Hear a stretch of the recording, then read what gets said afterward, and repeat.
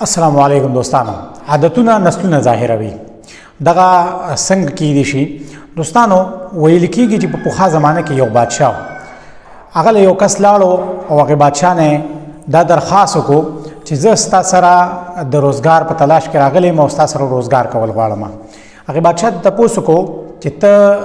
په څه کار کې ته ستا تجربه شته، په کم کار باندې ته ډېر ښه پوهېږې. هغه ورته وویل چې زه سیاسي یم. دوستانو سیاسي د عربی ټکی لفظ دی او دا هغه کس ته ویلی شي چې هغه په افهام او تفهیم باندې ډېر ښه پوهېږي. مطلب هغه د هرې مسلې حل چې دی هغه په ډېره ښکلې طریقه باندې رایستی شي. دوستانو دغه بادشاه چې دی د ده سره خو مشران ډېر زیات وو، د ده ضرورت پکې هم نه و، خو بیا هم هغه دغه کس چې دی نو راوستو او د ځان سره چې دی نو په دغه کسانو کې ولګاو. کله چې دغه کس واغستو نو دغه کس د اسونو د اسونو استبل چې کمی د اسونو چې کمزی د هغې انچارج کو. د هغې انچارج کو دوستانو وخت تیرید یو ورځ دغه بادشاه ولګید او د خپل قیمتي اس د تماشې دپاره دغه د اسونو استبل ته راغی. چې کله دغه بادشاه د خپل وزیرانو سره دغه ځای ته راغی نو بادشاه په ذهن کې سوچ راغی، په زړه کې یو سوچ راوچت شو چې اسې هم دا سړی ځان ته سیاسي وي او دی دا وي چې زه ډېر زیات قابل یم، راشه د ده نه خو امتحان واخله، ویې ګوره چې دا سړی قابل دی که نه دی. دوستانو د ده نه یې تپوس وکړو د خپل کم قیمتي اس چې د دې په باره کې چې دا اس ستا په نظر کې څنګه دی. هغه ورته وی بادشاه سلامت د اس ډېر زیات ښایسته دی، حسن والا دی، خو دا نسلی اس نه دی، یعنی کہ نسلی اس نه دی. ته چې کوم قیمت تا د دې ورکړی دی د هغې قیمت قابل نه دی. دوستانو بادشاه خپل وزیرانو ته حکم وکړو چې تاسو زر تر زر ځنګل ته لاړ شئ او دا اس چې ما په کوټوالي باندې د چا نه اغستی و، کله چې دا اس وړوکی و ما چې د چا نه اغستی دی هغه سړی ماله د ځنګل نه راولی. وزیران لاړو د هغه سړي په تلاش کې، هغه سړی یې وموندو او هغه سړی چې دی نو بادشاه له راوست. کله چې هغه سړی بادشاه له راوستو بادشاه ته د دغه اس په هکله باندې تپوس وکړو. تپوس یې وکړو او دی ورته وویل چې ما ته بزرګانو او ذهین خلکو دا ویلي دي چې دا اس چې دی نو دا نسلي نه دی. هغه ورته وی ته په دې کې څه وی؟ نو هغې سړي ورته دا ووی چې او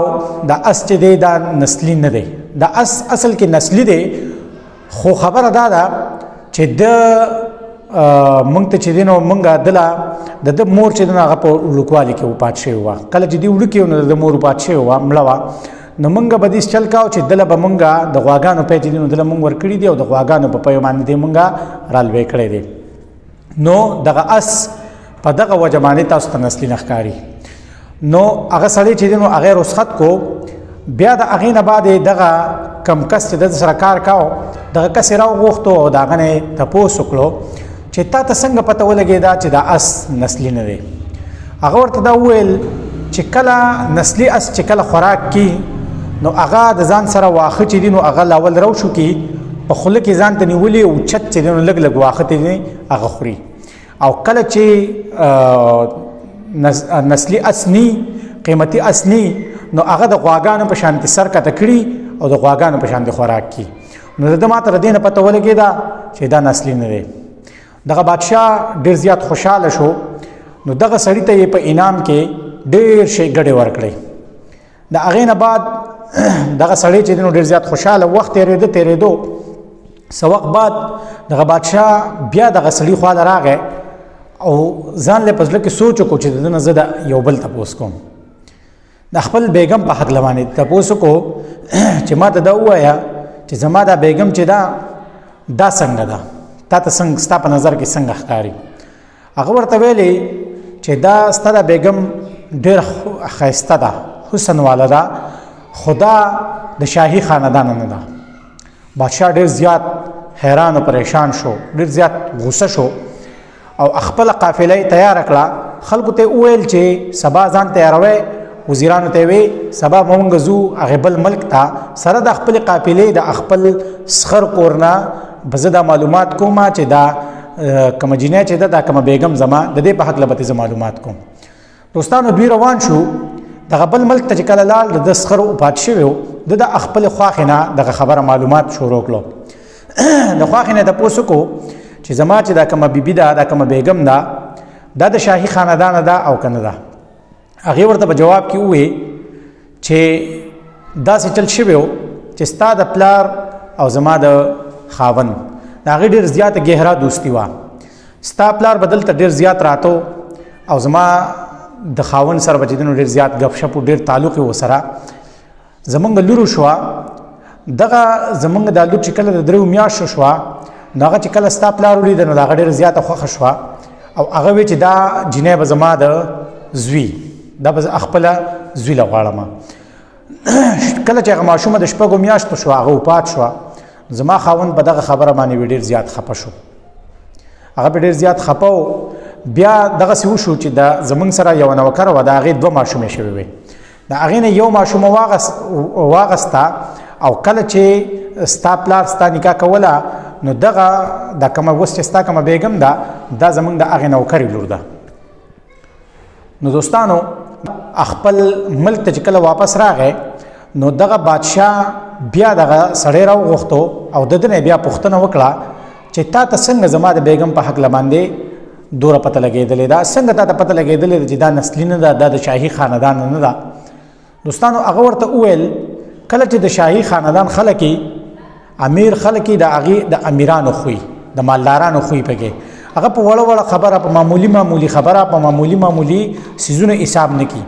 او دا چې دا دې ته زما خیال دی دا په دې محل کې د خپلو غلامانو سره د خپلو نوکرانو سره په معمولي څیزونو په معمولي پیسو باندې جګړه کی په دغه باندې ماته پته ولګېده نو بادشاه بیا ډېر زیات خوشحاله شو او دغه سړي ته یې بیا ډېر زیات ګړې بيزې ورکړې وخت تېرېدو څه وخت بعد دغه بادشاه سوچ راغی چې راشه دا سړی خو ډېر زیات هوښیار دی خپل حق لمانې ته تپوس کومه چې زه څنګه یم بادشاه لاړ د دغه سړي نه تپوس وکړو چې ته زما په حق لمانې سرایي لرئ زه ستا په نظر کې څنګه ښکارم زه د شاهي خاندان نه یم که نه یم هغه ورته وی چې بادشاه سلامت لاول د خپل ځان امان غواړم ولې چې که زه تا ته ووایم چېرې او ته ما ووژنې نو بادشاه سلامت ورته وی چې بالکل په امان یې هېڅ فکر مه کوه هغه ورته بیا شروع شو او ویل ورته چې بادشاه سلامت ته د شاهي خاندان نه هغه ورته وی چې څنګه و چې بس ته معلوماتو کتر شاهي خاندان نه دا سړی راغی او د خپل مور نه یې تپوس وکړو دا بادشاه چې زه د شاهي خاندان سړی ما که نه زه د شاهي خاندان نه نو مور ورته په جواب کې دا ووی چې ته زمونږ خپل بچی نه ته د یو ګډبز وی کم شپنکې چې ورته مونږ وایو ته د یو شپنکي زوی وی د هغه درې بچي وو د هغې شپنکي ستا پلار ډېر زیات مایوس او زمونږ اولاد نه و دا دومره لویه بادشاهي وه نو مونږ یو پاڼی روان وو په ځنګل کې یو شپنکۍ را روان و د هغې درې بچي وو ستا پلار ورله ډېر زیات قیمتي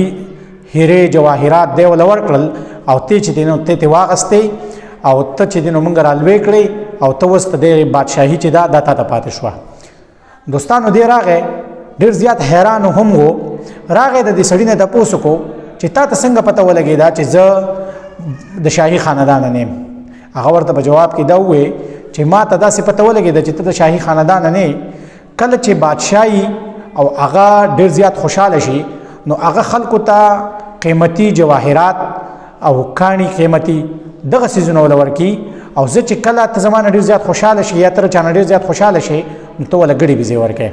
نو په دغه وجه باندې ما ته ستا پته ولګېده چې ته اصلي نه نسلی نه